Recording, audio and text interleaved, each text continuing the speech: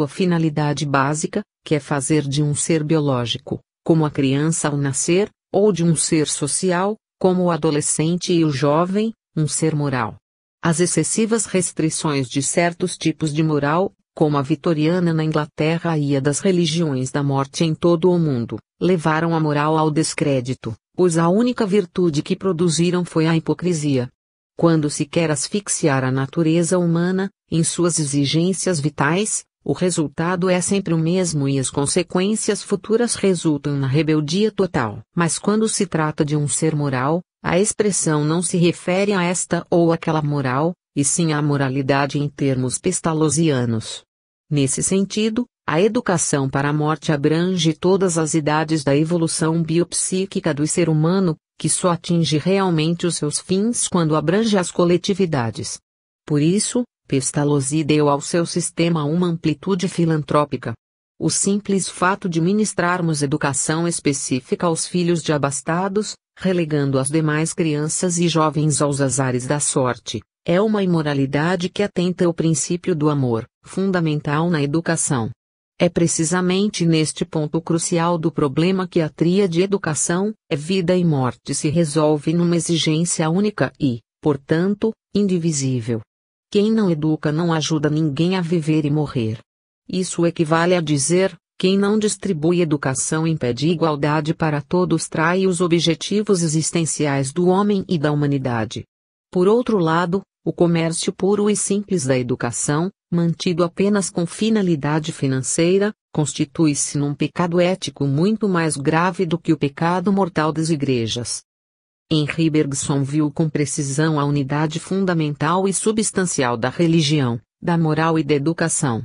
Segundo a sua tese, a moral social se funda na religião estática, fechada em sua dogmática exclusivista, dando-lhe, apesar desse exclusivismo, a designação de moral aberta, porque ela se abre no plano social.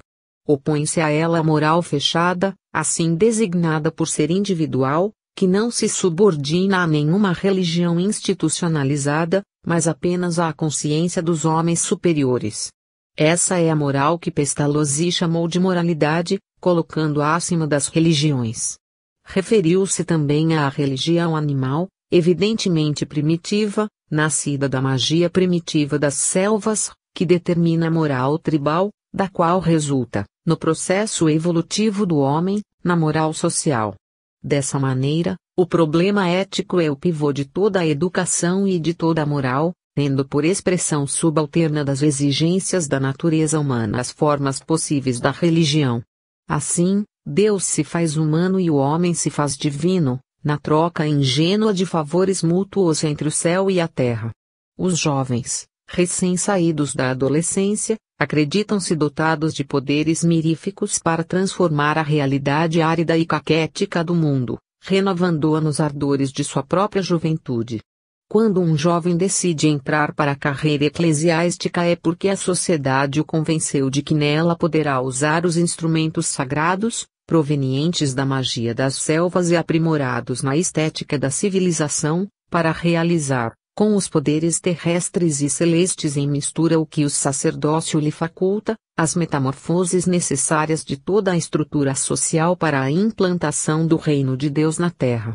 Ao chegar, porém, ao plano dos adultos, amadurecendo no trato da mundanidade, em que imperam as ambições de poder e ganância, tão contrárias às perspectivas divinas dos seus sonhos que já pendem murchos à beira dos caminhos percorridos e marcados pelos rastros de amarguras, decepções e frustrações irremediáveis, vê que os instrumentos divinos, já agora inúteis em suas mãos, nada mais são do que amuletos imaginários. Só lhe resta, então, rebelar-se contra si mesmo, negar-se na dialética dos sonhos e desenganos e ajustar-se ao comodismo da maturidade sem perspectivas. É nesse momento fatal do fim da juventude que as religiões entram em agonia. A crença ingênua e tecida de lendas piedosas se transforma em paliativo ignóbil para os desesperos do mundo e os impulsos do antigo entusiasmo se revelam mortos e exangues como as serpentes de fogo da Kundalini indiana que viraram cinzas e carvão triturado pelos anos. A moral, que antes brilhava no céu das aspirações supremas da alma, é então um cadáver frio que serve apenas para defendê-lo das fraquezas inevitáveis do passado. No velório estúpido das carpideiras, o herói fracassado, vencido por si mesmo, só encontra consolação presente e duramente aviltante de acomodações. Qual a sua concepção da morte? A do túmulo, da podridão oculta no laboratório da Terra para o aproveitamento na química dos resíduos impuros, o nada. O pivô poderoso que sustentava o giroscópio das aspirações supremas transformou-se apenas num pivô forjado por dentista de arrabaúde, agora solto e inútil na boca desdentada de uma bruxa que chamam pelo nome de morte. Não há saída alguma nesse impasse final e definitivo. O homem se entrega então, sem ilusões ou esperanças possíveis, ao prazer mesquinho da bajulação e da subserviência, temperando os restos de sua existência perdida no cálculo amargo das humilhações. Essa é a tragédia das gerações que floresceram nos campos semeados pelas mentiras da religião e da moral que se cevam na hipocrisia. Por isso o fim do mundo, imaginado pelos teólogos e pregado pelos clérigos, nada mais é que o sabá funambulesco dos duendes sem esperanças. Os mortos ressuscitam para a vida eterna, mas o fazem em seus corpos recuperados por um Deus sádico, que os retira do túmulo no estado precário em que morreram num passado longínquo, dando-lhes apenas o consolo de continuarem na eternidade a viver com as doenças e os aleijões de uma longínqua vida frustrada. Não seria preferível o caldeirão do diabo, nesse caso, mais piedoso do que Deus? É espantosa a inversão de valores produzida pela imaginação teológica no cristianismo. Espremidos entre duas ordens de coisas, a humana e a divina, mas fatalmente apegados, por sua condição humana e pelo condicionamento das aspirações celestes, os teólogos fizeram tal confusão na suposta ciência de Deus que herdaram das mitologias pagãs, que acabaram atribuindo virtudes de Deus ao diabo e atribuindo a Deus as maldades deste. Disso resultou que Deus aparece muitas vezes no plano teológico vestido com a pele do diabo, e este se atreve, não raro, a enfiar-se diabolicamente na pele de Deus. Claro que essa lamentável confusão levaria os homens, não aos caminhos do céu nem às veredas do inferno, mas ao deserto sem caravanas nem roteiros da descrença e do materialismo. Tanto papel impresso se gastou, em tomos inflados de sabedoria fantasiosa, que se tornou necessária a rede de dogmas inexplicáveis e invioláveis, até mesmo intangíveis, para assim impedir o desmoronamento total das gigantescas estruturas teológicas. Mas não há prisão que escravize para sempre o pensamento, hoje reconhecido como a energia mais poderosa do universo. Esses Prometeus de batina quiseram roubar o fogo do céu sem escalar o Monte Olimpo. Evitaram os raios de Zeus e de Júpiter, mas acabaram enrolados em suas próprias trapaças. A Igreja não confiou nas sementes do Evangelho, que Lutero teve de arrancar à força de suas mãos azinhavradas, e semeou na terra as sementes do diabo, regadas a maldições e sangue, ao crepitar sinistro das fogueiras inquisitoriais. Essas mesmas fogueiras, porém, fizeram amadurecer a razão humana que explodiria em flores e frutos, em safras inesperadas nos fins da Idade Média e no Renascimento. Deus corrigia os teólogos. As novas gerações são as últimas herdeiras da herança teológica e enfrentam os derradeiros embates com os defensores de uma tradição mentirosa e hipócrita. Essa posição exige dos jovens pesados ônus. Eles se sentem esmagados por aquelas exigências dos rabinos do templo, que Jesus acusou de sobrecarregarem os homens com fardos esmagadores e não ajudá-los sequer com a ponta dos dedos, amarrados a tradições da família e ao mesmo tempo atraídos pelas perspectivas de uma vida mais racional e justa em conflito consigo mesmo. O chamado conflito de gerações se acentua e complica, levando muitos jovens à revolta e ao desespero. Acabam rasgando os velhos protocolos dos sábios de Sião e entregando-se à experiência, na busca de originalidades. Chegam à maturidade em plena confusão. Não conseguiram assimilar a cultura do passado e precisam integrar-se urgentemente nas condições de um mundo híbrido em que as opções tornam-se embaraçosas. O anseio dos adultos, de se parecerem jovens, torna-os geralmente excêntricos, portanto desajustados. Nessa fase de transição a idade cronológica perde o seu antigo sentido, juventude e maturidade se confundem, gerando uma velhice insubordinada que tripudia sobre os valores antigos. Mas a força da idade acaba se impondo e obriga os velhos jovens a todos os compromissos da mentira e da hipocrisia. É por isso que parece, aos observadores atentos, como virados no avesso. A educação para a morte os livraria dessas situações conflitivas, dando-lhes os instrumentos da compreensão da época, necessários à orientação segura para os tempos de insegurança. A morte nos espera e surpreende a todos, mas quando aprendemos que a morte não é a estação final da vida e sim um ponto de baldeação para outros destinos, reconhecemos a necessidade das fases de transição, que nos fazem conhecer o avesso do mundo. É nessas fases que a rotina das civilizações se quebra, se despedaça, para que o fluxo da evolução possa prosseguir nas civilizações subsequentes. As pessoas que não podem aceitar o princípio da reencarnação, que lhes parece absurdo, deviam pensar na rotina da vida, que nos fecha também na rotina das ideias feitas e aceitas sem análise. Num universo essencialmente dinâmico, em que, como dizia Tales, não podemos entrar duas vezes num mesmo rio, pois enquanto saímos das águas o rio já se modificou, não é admissível aceitarmos que só o homem não possa mudar-se, transformar-se, e tenha de desaparecer com a morte. A regra é uma só, para todas as coisas e todos os seres. Desde que nascemos, até morrermos, a nossa própria vida individual é uma constante mudança. Por isso perguntou o poeta mexicano Amado Nervos, é mais difícil renascer do que nascer? 10. A eterna juventude. Nas pesquisas básicas da ciência espírita, fundada e desenvolvida por Kardec, os fenômenos mediúnicos, hoje chamados paranormais, revelaram que os mortos remoçam, rejuvenescem após a morte. As pesquisas posteriores, como as da metapsíquica, da física transcendental de Zorner, da biopsíquica de Notzing, dos neometapsiquistas como Gustave Geley e Eugène Osti, e nas pesquisas psicofísicas de William Crookes, de Sir Oliver Lodge, de Crawford, especialmente sobre a mecânica do ectoplasma, e nas pesquisas atuais da parapsicologia moderna, esse fenômeno se confirmou plenamente. Mesmo nos fenômenos de aparições, estudados recentemente por Rini Louise Rini, por Pratt e seu grupo Theta de pesquisas, a confirmação se repete.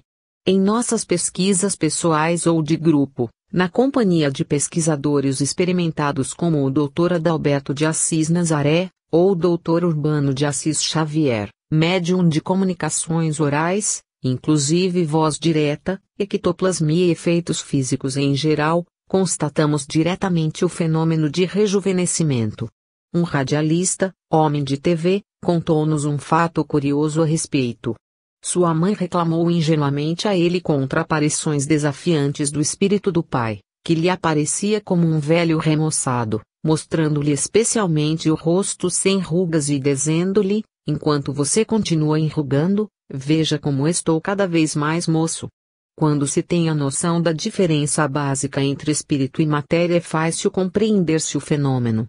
O espírito, como elemento natural e básico da formação da Terra, não se desgasta no tempo, enquanto a matéria sofre desgaste violento. Livre do condicionamento humano do corpo físico, o espírito humano não sofre o envelhecimento. Quando se manifestam envelhecidos, o fazem artificialmente, para comprovação de sua identidade humana. Por estranho que pareça, o elixir da longa vida e da juventude perene não está nas mãos dos vivos, mas nas mãos dos mortos. Só a morte goza do privilégio de nos rejuvenescer. Na dialética da vida e da morte essa contradição se resolve na síntese da ressurreição, nos termos exatos do ensino do apóstolo Paulo, em sua primeira epístola aos Coríntios. Geralmente buscamos na terra o que só poderemos encontrar no céu. Esse um dos melhores motivos para não querermos rejeitar ou maldizer a morte. Kardec já ensinava que o mundo primitivo, o mundo matriz de que nasceu o nosso, é o espiritual. Este mundinho terreno pode desaparecer a qualquer momento, sem que isso afete em nada a perfeição e a harmonia do cosmos. Assim como a criatura humana, ao nascer na Terra, procede do mundo espiritual, também a Terra, ao ser formada no espaço sideral, procedia dos mundos ancestrais. Coube aos materialistas soviéticos, assustados com essa dialética desconhecida, provar neste século que uma simples folha de árvore tem a sua matriz espiritual intangível e indestrutível pelos nossos instrumentos materiais. Aquilo que parecia um simples sonho de Platão, o mundo matriz das ideias, tornou-se realidade científica e tecnológica da era cósmica nas famosas pesquisas da Universidade de Kirov. O corpo bioplásmico de todos os seres vivos e o modelo ideal de todas as coisas existe e pode ser provado pelos que desejarem procurá-lo nas próprias coisas e seres. As duplicatas platônicas, vencidas há milhões de anos, podem ser pagas agora, sem juros nem correção monetária, nos guichês da pesquisa científica mundial. O pânico ideológico desencadeado na URSS por essa temerária descoberta, com as reações políticas inevitáveis, não empanam de maneira alguma a glória incômoda dos pesquisadores vitorianos.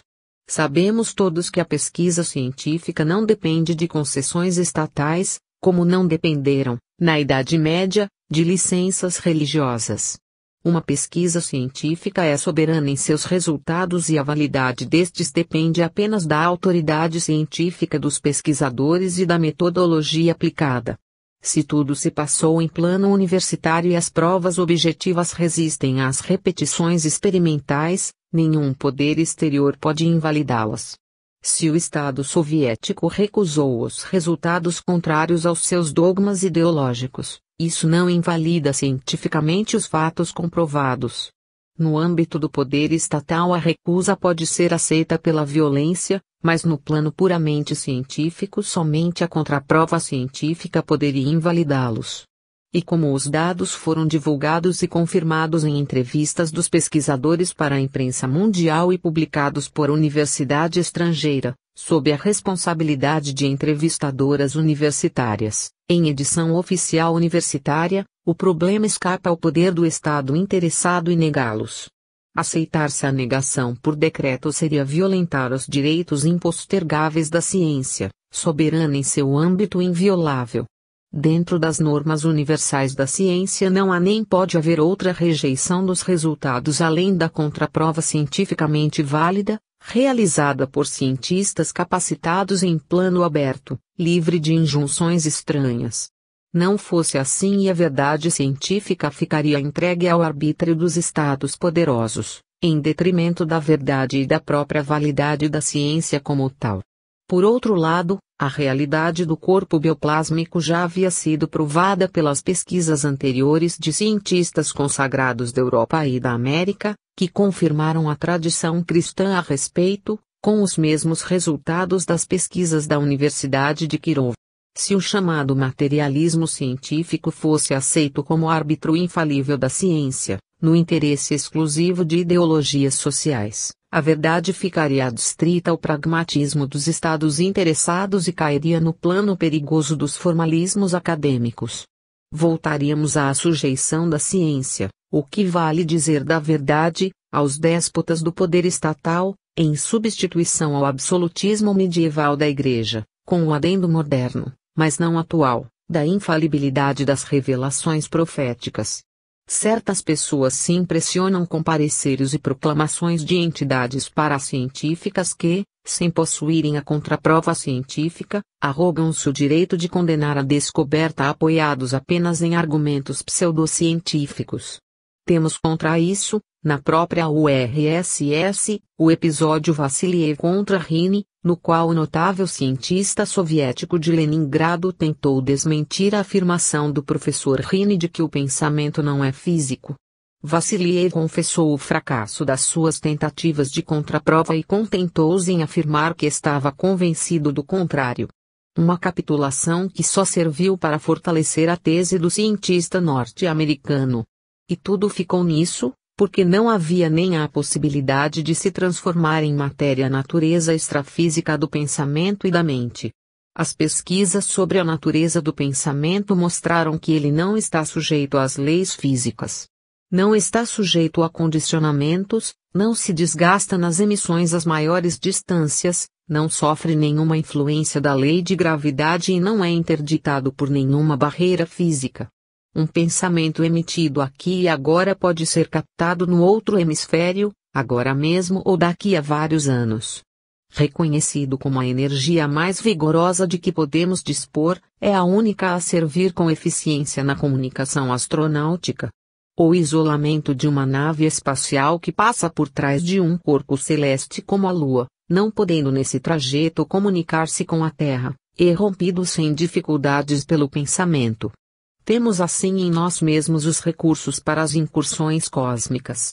Além disso, o pensamento percorre as distâncias e o tempo em todas as suas dimensões, podendo invadir o futuro e mergulhar no passado, nos fenômenos de precognição, profecia, e de retrocognição, adivinhação do passado. O treinamento telepático, transmissão do pensamento, aperfeiçoa e desenvolve a ação do pensamento, permitindo ao homem a onipresença dos deuses. Quando sabemos que essa energia mental é a mesma que constitui o espírito humano, compreendemos que a sobrevivência espiritual do homem é uma lei natural e que o domínio da morte se restringe apenas ao campo material. Nas fotos paranormais obtidas pelos pesquisadores de Kirov, segundo os depoimentos de Lynn Schroeder e Sheila Ostrander, pesquisadoras da Universidade Americana de Prentice Hall, o corpo bioplásmico aparece irradiante, sem a opacidade do corpo material. Cientistas russos disseram que esse corpo espiritual assemelha-se ao brilho de um céu intensamente estrelado. É isso o que somos, e não matéria. E nessa condição estelar gozamos da juventude eterna, pois o espírito não está sujeito a desgastes nem a envelhecimento. Jesus respondeu, certa vez, aos judeus que o interpelavam sobre a natureza humana, não está escrito, nas vossas escrituras, que vós sois deuses. Os deuses não envelhecem nem morrem. Formados daquilo que podemos chamar de essência mental, nem matéria, nem antimatéria, não somos perecíveis nem estamos sujeitos a envelhecer. Educar para a morte é preparar os homens para a passagem natural do mundo material para o mundo espiritual. Essa preparação não demanda um curso especial e rápido, mas exige um progressivo esclarecimento da realidade humana através da existência.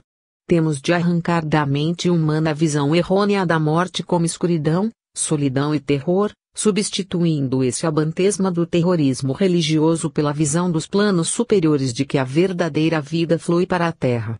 O luto, os velórios sombrios, as lamentações das carpideiras antigas ou modernas, a fronte enrugada pelas preocupações pesadas e dolorosas, tudo isso deve passar no futuro para os museus de antiguidades macabras e estúpidas. Em tudo isso nada existe de sobrenatural. Na terra ou no céu estamos dentro da natureza. As leis naturais que conhecemos na matéria são as mesmas que abrangem todo o universo, na riqueza e no esplendor da natureza. A salvação que todos os crentes desejam não vem dos formalismos religiosos de nenhuma igreja, mas do nosso esforço cotidiano para nos transformarmos de prisioneiros da matéria e da animalidade primitiva para a espiritualidade que carregamos oculta e abafada em nós mesmos. A filosofia existencial do nosso século considera a existência como subjetividade pura, o que vale dizer que somos espíritos. A juventude eterna do espírito é a herança que nos foi reservada, como filhos de Deus que somos. Porque Deus, a suprema consciência, não nos criou do barro da terra, mas da luz das estrelas. 11. O ato educativo. Por tudo o que vimos até agora, estamos numa fase histórica em que o mistério da amor foi ampla e seguramente resolvido. Não é mais possível a menor dúvida no tocante à sobrevivência de todos os seres vivos ao fenômeno universal da morte. Nada se acaba, a duração das coisas e dos seres é infinita. Esse é um aspecto da realidade que esteve sempre exposto à observação humana, provando-se incessantemente por si mesmo, desde as selvas até as mais elevadas civilizações. Essas provas chegaram em nosso tempo a um ponto decisivo, Graças ao desenvolvimento das ciências, ao esclarecimento cultural que afastou das mentes mais desenvolvidas e capacitadas as dúvidas criadas pelas superstições e pelo comércio religioso da morte em todo o mundo. Apesar disso, a posição da ciência a respeito da questão permaneceu invariável nos últimos séculos, particularmente nos séculos XVIII e XIX. O entusiasmo pelas conquistas técnicas, pelas vitórias na luta contra a dogmática da Igreja e a esperança ilusória de uma rápida e fácil explicação do mundo pelas teorias mecanicistas, geraram o materialismo simplório e alegre que Marx e Engels chamariam de utópico, reservando para si mesmos a classificação pomposa e temerária de materialismo científico. Nessa mesma época surgia a ciência espírita e abria-se para o mundo uma visão mais séria e grave da realidade total do universo. Como acentuou Conan Doyle, as invasões inconsequentes e dispersas dos espíritos em nosso mundo terreno, sucediam uma invasão organizada, dirigida por espíritos superiores, com finalidade clara e definida de revelar a verdade cristã, até então trapaceada, em sua pureza essencial. Só então a morte começou a mostrar aos homens a sua face oculta, revelando ao mesmo tempo o sentido verdadeiro da vida e, como acentuou Leon Denis, sua pesada responsabilidade.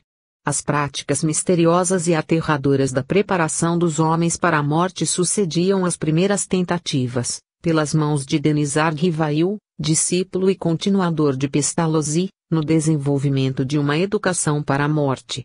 Toda a longa fase anterior, envolta em superstições mágicas e misticismo alienante, dos tempos primitivos até a primeira metade do século XIX, foi apenas de preparação dramática, sombria e trágica da criatura humana para um mistério insondável em que toda a humanidade seria fatalmente tragada. É incrível que as igrejas cristãs se esforcem tanto, até hoje, para manter essa situação desesperante no mundo. Ainda há pouco o Papa Paulo VI, mostrando-se preocupado com a sua morte próxima, declarou que nada fala à Igreja sobre a morte, a não ser que sobrevivemos a ela numa forma de vida misteriosa. De mistério em mistério, como se vê, os problemas fundamentais da vida e da morte foram escapando das mãos dos clérigos. Hoje esses assuntos passaram para o âmbito da ciência. Mas é à educação e à pedagogia que, em última instância, cabe hoje a obrigação de elaborar os programas de orientação educacional de todos nós para o ato de morrer. Na didática especializada dessa nova disciplina ressalta, como ponto central novo campo educacional, o ato educativo. Nele se concentra, como no núcleo do átomo, todo o poder organizador e orientador do processo a se desenvolver. Para René Albert Kirchensteiner, o ato educativo é um ato de amor. Nas pesquisas sobre a educação primitiva, entre os selvagens, evidenciou-se que a natureza da educação é essencialmente afetiva, amorosa. Isso nos mostra que a educação para a morte não pode ser coercitiva, autoritária, constrangedora e muito menos aterrorizadora. As religiões da morte, portanto, se negaram a si mesmas a optar pelo terrorismo das maldições e das ameaças para educar os homens no difícil ofício de morrer e de suportar a morte ao seu redor. Simone de Beauvoir observou, em contato com materialistas ideologicamente convictos, que morrer é uma necessidade natural do homem, que os materialistas temem, principalmente, a solidão da morte. Nada sabem, como os religiosos, sobre os segredos da morte. Deve ser por isso que sempre morrem de olhos abertos, deixando aos vivos o trabalho de fechá-los. Se os materialistas pudessem ser filósofos, não se importariam com a solidão da morte, pois se nela tudo se acaba, não pode haver solidão. E é também por isso que não pode haver uma filosofia materialista. A essência da filosofia é a liberdade e o seu objeto é ela mesma. A filosofia é a captação livre da realidade que nos dá uma livre concepção do mundo. O materialista não é livre, pois está preso à ideia fixa de que tudo é matéria. Foi essa posição incômoda que levou e afastou Marx da escola hegeliana e o levou à correção errada da dialética certa de Hegel, virando de cabeça para baixo o que estava evidentemente em pé. Por isso, Marx e Hegel, O profeta bíblico extemporâneo e seu anjo anunciador transformaram a filosofia num jogo de xadrez cujos resultados estão marcados desde o início da partida. A concepção do mundo do marxismo é um tabuleiro com peças fixas e invariáveis jogadas pré-fabricadas. Daí o impasse marxista na filosofia, rodando sempre num círculo vicioso, um labirinto em que se perdeu o fio de Ariadne. A própria Revolução Russa, que devia modificar o mundo, acabou produzindo o impasse do constante retorno às fórmulas capitalistas. Para livrar o homem da exploração capitalista, a URSS teve de capitalizar-se e recorrer, desde os primeiros momentos, à exploração horripilante do trabalho forçado. Não há uma porta de saída para a concepção solipsista do mundo no marxismo, a não ser a do anarquismo, que não pode ser usada porque esvairia em breve as bases filosóficas artificiais. Enquanto não devolver o espírito à sua concepção do mundo, o marxismo não alçará voo. Ficará rodando no chão por falta de uma asa, como explicava o professor Bressani de Lima em suas palestras espíritas. O mesmo acontece com o capitalismo, que tem suas asas presas na turquesa histórica formada pelas pinças agressivas e impiedosas da economia burguesa e das religiões da morte, com seus aparatos e suas encenações cerimoniais. Não é por acaso que estamos num mundo tão cheio de conflitos e angústias. Pagamos caro o mundo fantasioso que orgulhosamente construímos sobre o mundo natural da Terra. Readaptar esse mundo humano à realidade planetária é tarefa urgente, que cabe a todos e a cada um de nós. O ato educativo, no processo da educação para a morte, revela-se ainda mais profundo e significativo do que na educação comum. Começa pelo chamado de uma consciência esclarecida e madura às consciências imaturas, para se elevarem acima dos conceitos errôneos a que se apegam. Temos de revelar e justificar para essas consciências, com dados científicos atuais, o mecanismo individual e coletivo da morte. Urge convencer o homem de que a morte não é um mal, mas um bem da natureza e uma necessidade para o homem. Temos de mostrar que o morto não é um cadáver, mas um ser imortal que, ao passar pela vida e a morte, enriqueceu-se de novas experiências, adquiriu mais saber, desenvolveu suas faculdades ou potencialidades divinas. Temos de esclarecer o sentido da palavra até hoje empregada de maneira alienante, esclarecendo que a condição divina do homem é simplesmente o produto de uma existência de trabalho, amor e abnegação, em que a criatura supera, nas vias da transcendência, o condicionamento animal do corpo material e a ilusão sensorial que o imante ao viver animal. Temos de quebrar a sistemática habitual das escolas e das igrejas, que se apegam ao pragmatismo, às subfilosofias do viver por viver, desvendando o verdadeiro significado do prazer e do amor, como elementos de sublimação da criatura humana nas funções vitais e genésicas da espécie. O mandamento do amor ao próximo deve ser colocado em plano racional, livre das ameaças opressivas e do emaranhado das conveniências imediatistas. Mostrar que o amor a Deus, a mais elevada forma de amor existente na Terra, não é feito de medo e terror, mas de compreensão, não se dirige a um mito, mas a uma consciência que nos impulsiona na prática da justiça e da bondade, sem discriminações de espécie alguma. Temos de esclarecer que a morte está em nós mesmos e não fora de nós, que convive com a vida em nós. Como ensinava o Buda, a morte nos visita 75 vezes em cada uma das nossas respirações. Temos de mostrar que, na verdade, morrer é simplesmente deixar o condicionamento animal e passar à vida espiritual.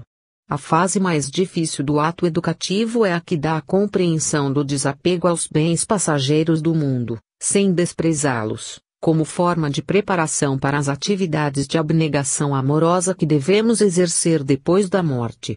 Mas não devemos exagerar nas promessas de além-túmulo, pois não se promete o que não se pode dar, mas ensinar que só se levará, na mudança da morte, a bagagem das conquistas que se realizar aqui, na vida terrena. Não seremos premiados, mas pagos na outra vida, justamente pagos por tudo o que demos gratuitamente nesta vida. Esse ensino, acompanhado de exemplos vivos da nossa própria vivência, mostrará aos educandos que não usamos palavras de piedade, mas os convidamos a caminhar ao nosso lado, fazendo o que fazemos. Devemos substituir as ideias de recompensa pelas de consequência. Mas se fizermos tudo isso sem amor, pensando apenas em nós mesmos, nossos atos não terão repercussão, pois nada mais fizemos do que cumprir o nosso dever, no contrato social e universal da convivência humana. Ninguém faz sem ter aprendido, mas ninguém aprende sem fazer. Assim, a reciprocidade do nosso fazer nos liga profundamente aos outros nas malhas da lei de ação e reação, mostrando-nos de maneira objetiva e subjetiva que somos todos necessários uns aos outros. A convivência humana é entretecida de interesses, desconfianças, despeitos e aversões, sobre um pano de fundo em que o amor, a simpatia e o respeito oferecem precária base de sustentação. Grande parte dessa tessitura de malquerenças recíprocas provém de motivos ocultos, provenientes de invejas e ciúmes.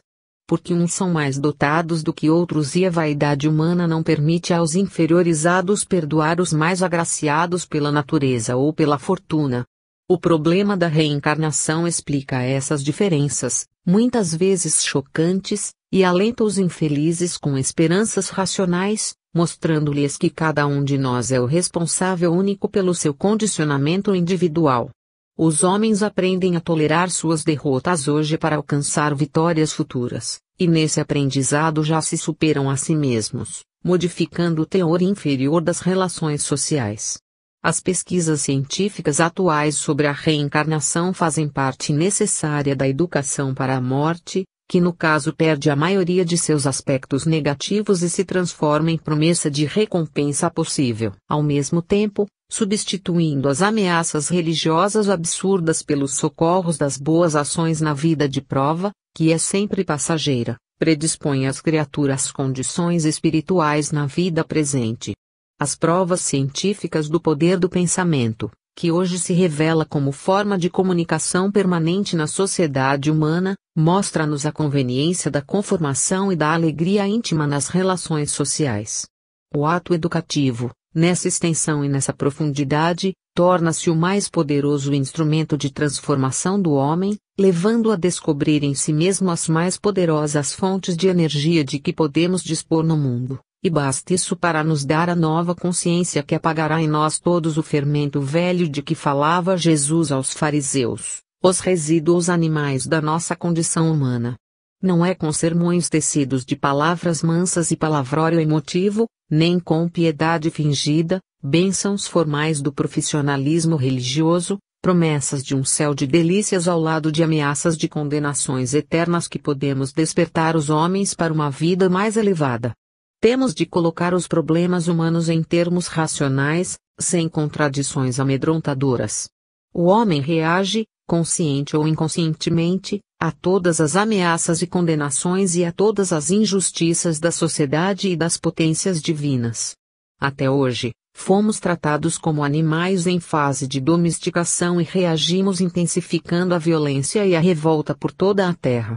De agora em diante precisamos pensar seriamente na educação positiva do homem na vida, com vistas à sua educação para a morte. O instinto de posse e as ambições do poder desencadearam na terra a onda de violências que hoje nos assombra. Mas o homem é racional e pode superar essa situação desastrosa ante a revelação das molas secretas do amor e da bondade. Em sua consciência está a marca divina do Criador, na ideia de Deus que Descartes descobriu nas profundezas de si mesmo. Num mundo e numa sociedade em que os estímulos são, na maioria negativos, os exemplos deploráveis, as leis injustas, as religiões mentirosas entregues ao tráfico da simonia, a moral hipócrita e assim por diante, em que os bons se afundam na miséria para que os maus vivam à tripa forra, não há condições para o desenvolvimento das virtudes do espírito, mas somente para os vícios da carne. O ato educativo, na educação para a morte, constitui-se num processo complexo que deve abranger todas as faculdades humanas, para elevá-las ao plano das funções superiores do espírito. Começando no indivíduo, primeira brecha pela qual se pode injetar a ideia nova em relação constante com a morte, esse ato de amor se estende às comunidades, contagiando o mundo. É o que Jesus comparou à ação do fermento numa medida de farinha, para levedá-la. É também a pitada de sal que dá gosto à insipidez do mundo, através daqueles que se disponham a salgar-se a si mesmos para transmitir aos outros o sal estimulador. Todas essas coisas não são novas, são velhas, mas na verdade não envelhecem.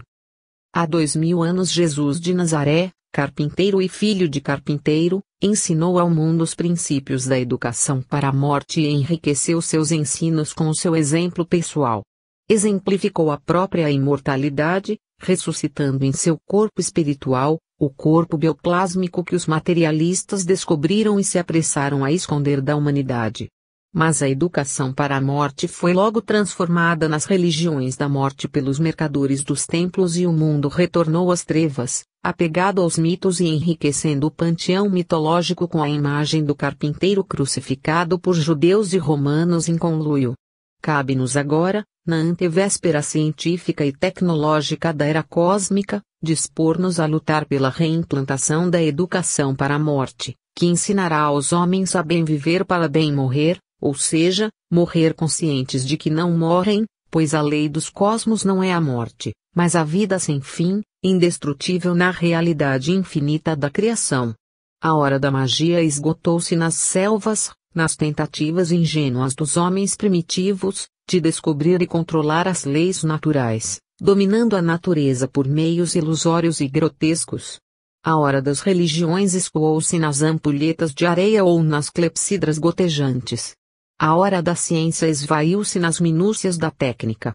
Mas surgiu afinal a hora da verdade, em que toda a realidade se transforma em estruturas invisíveis, na poeira atômica e subatômica das inversões da antimatéria. É a hora esperada da ressurreição do espírito. 12. O mandamento difícil. O mandamento central dos evangelhos, e por isso mesmo o mais complexo e o mais difícil, é o de amar ao próximo como a nós mesmos e a Deus sobre todas as coisas. Amar ao próximo não parece muito difícil, mas amá-lo como a nós mesmos é quase uma temeridade.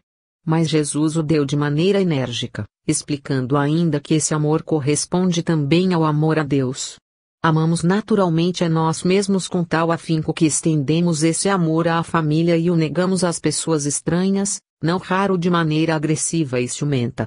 Podemos explicar isso, psicologicamente, pelo egocentrismo da infância, que é uma exigência da formação da personalidade. Se a criança não fosse, como se costuma dizer, o centro do mundo, e não se apegasse a essa centralização, seria facilmente absorvida na mundanidade e dispersa na temporalidade, para usarmos a terminologia de Heidegard.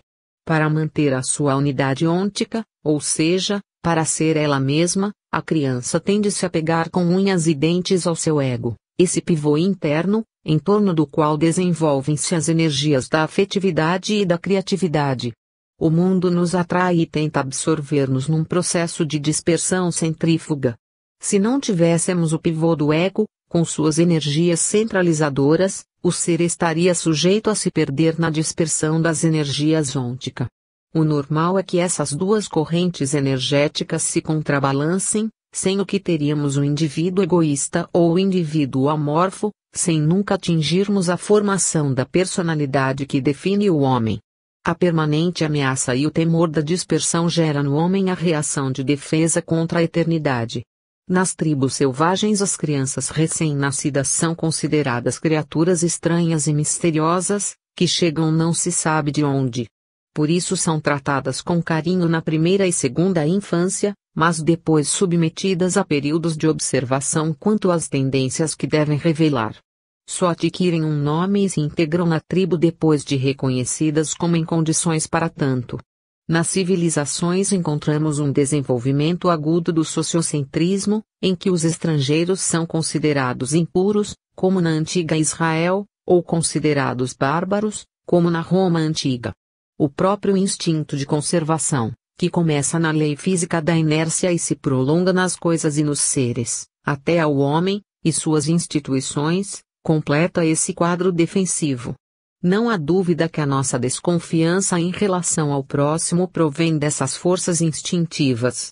Só conseguimos vencê-las quando nos sentimos onticamente maduros, como seres formados e definidos em nossa personalidade.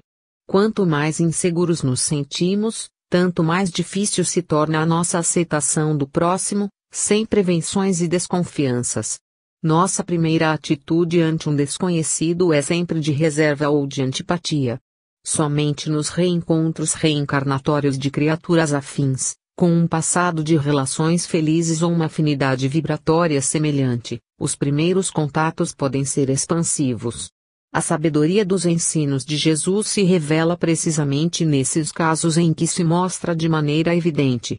Com o ensino do amor ao próximo, Jesus agiu sobre a indevida extensão dessas forças preservadoras num tempo de maturidade. Não foi somente com o ensino do monoteísmo, da unicidade de Deus, que ele procurou acordar-nos para a fraternidade humana. Completando a ação reformista e dando mais ênfase à necessidade de amarmos a todos os nossos semelhantes, ele definiu a família humana como decorrente da paternidade universal de Deus. Stanley Jones, pastor metodista, chamado o Cavaleiro do Reino de Deus, por suas pregações profundamente humanistas, descobriu a maneira cristã de combater essa aversão ao estranho, dizendo: quando vejo passar pela minha porta um homem condenado pelos outros, logo penso que, por aquela criatura detestada, o Cristo entregou-se à crucificação. Porque, na verdade, Jesus não veio à Terra para salvar a este ou aquele, mas a toda a humanidade. Se conseguirmos compreender isso, afastaremos da Terra o cancro moral do racismo, da aversão ao estrangeiro, da impiedade para com os infelizes viciados no crime e na maldade, oferecendo-lhes pelo menos um pouco de simpatia. Com isso, pingamos uma gota de amor na taça de fel que o nosso irmão leva aos lábios todos os dias. Mais estranho nos parece o mandamento: amai aos vossos inimigos. Entretanto, se não fizermos isso, nunca aprenderemos realmente a amar.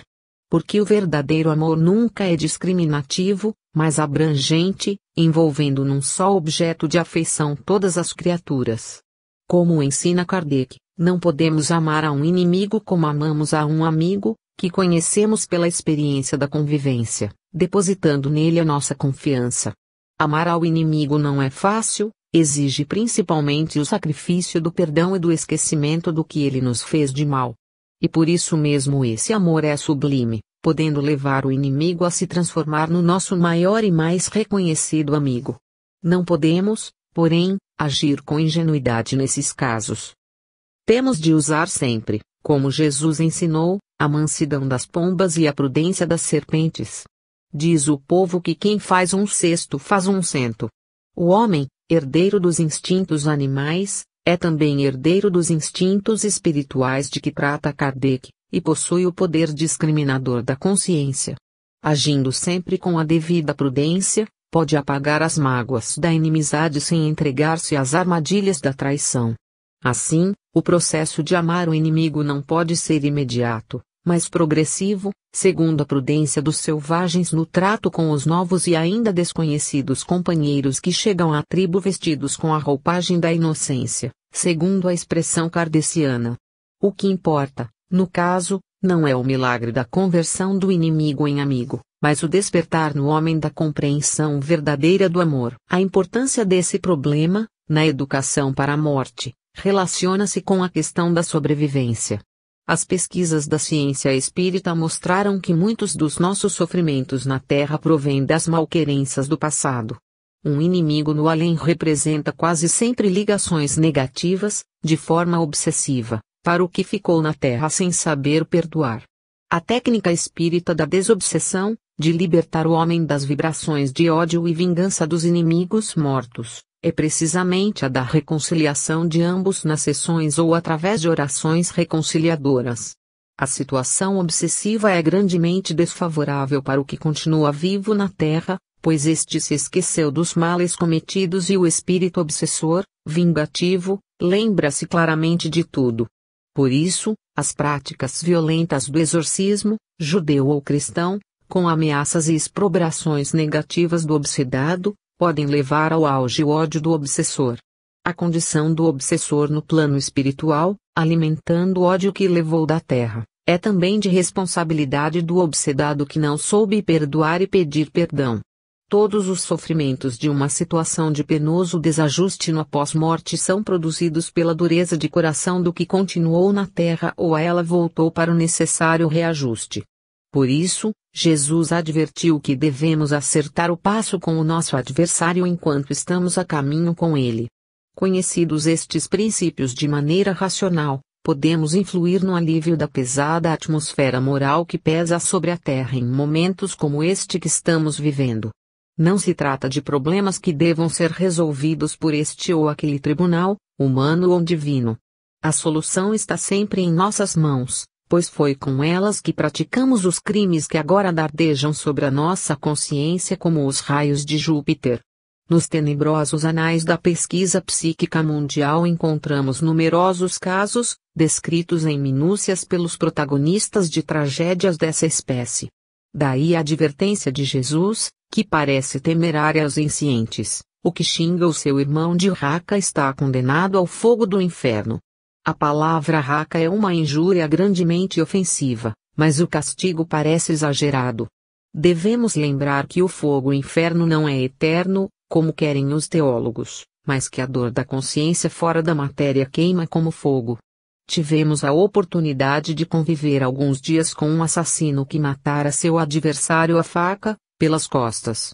Era um homem de formação protestante, que continuava apegado ao Evangelho e se justificava com passagens vingativas da Bíblia, apoiadas por Deus.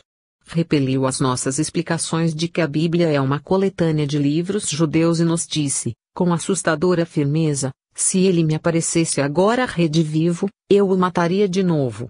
Episódios como esse nos mostram como os sentimentos humanos podem perdurar nos espíritos encarnados ou desencarnados, de maneira assustadora. O ódio desse homem não se extinguira com o sangue do inimigo. Nenhuma sombra de remorso transparecia nos seus olhos carregados de ódio e ameaças. Faltava-lhe, porém, o conhecimento das leis morais. Mais tarde, segundo nos disseram, o seu coração se abrandou.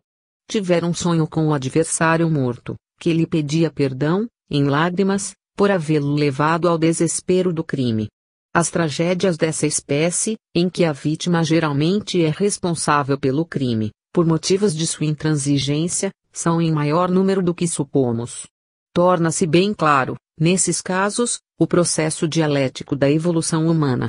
Nesse criminoso aparentemente insensível havia um coração profundamente ferido pela intransigência do adversário. Questões formais de honra, de direitos violados, de prepotência e humilhação torturaram a mente do assassino e o levaram ao crime. Cometido este, decorridos amargos anos de prisão, com a família na miséria e enxovalhada pela mancha criminosa, a vítima transformada em carrasco não conseguia perdoar o morto. Os instintos animais, em fermentação na sua afetividade e na sua consciência, não lhe permitiam abrir-se para a compreensão da gravidade do seu ato. Ao mesmo tempo, o assassinado, nos planos espirituais inferiores, remoe ao seu ódio e à sua frustração, acusando o assassino de lhe haver tirado a vida. A troca de vibrações mentais entre ambos mantinha-os na mesma luta. Somente a interferência da misericórdia divina conseguira abrir uma fresta de luz na mente do assassinado, para que ele caísse em si e reconhecesse a sua culpabilidade. Para a sociedade terrena a tragédia terminara nas grades de uma prisão, mas para o mundo espiritual ela prosseguia. Na consciência do assassinado a visão da realidade até então oculta despertava os instintos espirituais, os anseios de superação das condições animalescas a que se entregara na carne. A educação para a morte teria libertado ambos na própria vida carnal, levando-os à compreensão de que não eram feras em luta na selva, mas criaturas humanas dotadas de potencialidades divinas. Não lhes haviam faltado os socorros espirituais da intuição e do chamado terreno no campo religioso. Um era protestante e o outro católico. Ambos tiveram contato com os evangelhos desde a infância, mas a reação hipnótica dos interesses mundanos os havia imantado fortemente à matéria, fazendo-os esquecer a natureza espiritual da criatura humana. As religiões, por seu lado, imantadas as interpretações dogmáticas, não puderam ampará-los com a explicação racional da situação que enfrentavam. No entanto, há 2000 anos, Jesus já advertia: ai de vós, escribas e fariseus hipócritas. 13. A consciência da morte. Todos sabemos que morremos, que a morte é inevitável, mas estamos tão apegados à vida e fazemos uma ideia tão negativa e temerosa da morte que a rejeitamos em nossa consciência e a transformamos num mito, afastando-a para o fim dos tempos. Mito assustador, ela permanece na distância, envolta em névoas, de maneira que só a vemos como figura trágica de um conto de terror. Heidegger observou que só a aceitamos, para os outros, com na expressão aleatória morre-se, que nunca se refere a nós. Fascinados pelo fluxo incessante da vida, mergulhados no torvelinho de nossas preocupações do dia a dia, temos a sensação inconsciente e agradável de que ela sempre se distancia de nós. Mesmo quando, conscientemente, pensamos na morte, o fazemos com a ilusão de que ela não chegará tão cedo, pois temos ainda muita coisa a fazer e sentimos que a vida borbulha em torno de nós sem permitir a entrada da morte em nosso meio. Essa é uma forma ingênua de protelarmos a nossa morte, segundo as exigências do instinto de conservação. Assim aliviamos o medo da morte, confiantes no poder da vida. De nada valem essas pequenas trapaças.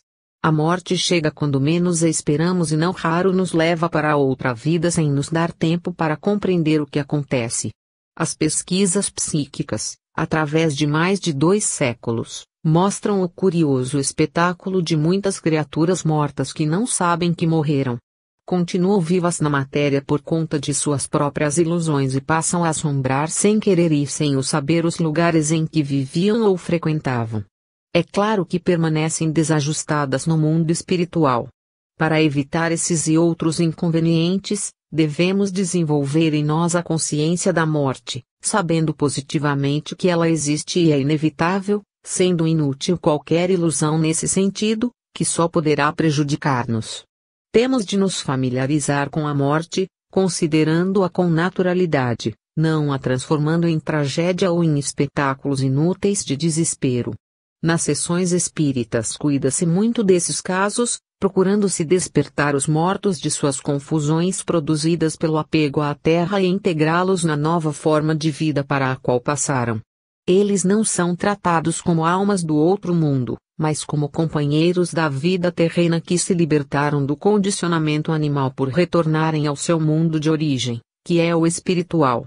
Os adversários da doutrina criticam esse processo mediúnico, alegando que criaturas ainda encarnadas nada têm para ensinar às que já se livraram do corpo material. Mas desde as pesquisas de Kardec até os nossos dias o processo de doutrinação tem dado os melhores resultados, tanto em favor de espíritos perturbados pela passagem súbita ao plano espiritual, quanto no esclarecimento de pessoas que sofrem as influências dessas entidades. Isso se explica por 2 razões fundamentais. 1. A doutrinação é a transmissão de ensinos dos desencarnados superiores dados a Kardec, através da mediunidade, para a renovação moral e espiritual da humanidade. Apoiados no conhecimento desses ensinos é que os médiuns e os doutrinadores atendem às entidades desencarnadas. As pesquisas de cientistas eminentes como Richet, Crookes e Zollner, no século passado, e Geley, Osti, Crawford, Swall, Carrington, Pratt e Price, na atualidade, provaram que nos ambientes mediúnicos a emanação do ectoplasma ampara os espíritos desencarnados e inseguros no plano espiritual, dando-lhes a sensação de segurança física necessária para conversarem com os doutrinadores como se estivessem encarnados. A situação dos espíritos recém-desencarnados, no plano espiritual, não lhes permite a lucidez necessária para compreender facilmente os ensinos que recebem das pessoas que dirigem o trabalho mediúnico. 2. Esse intercâmbio se processa em benefício dos espíritos e dos homens, sem nenhum sistema de evocações e rituais. Os espíritos se manifestam por sua livre vontade, desejosos de comunicar-se após a morte do corpo físico, com familiares e amigos que deixaram na vida terrena. Essas manifestações naturais marcam toda a história da humanidade, em todo o mundo e em todos os campos, sem nenhuma interrupção. Não são descobertas modernas nem invenções de qualquer investigador, figuram nos livros sagrados de todas as religiões, na cultura de todos os povos e nas grandes obras literárias, filosóficas e científicas das grandes civilizações. Constituem, portanto, uma fenomenologia ao mesmo tempo arcaica e moderna, atualmente comprovada pelas pesquisas tecnológicas,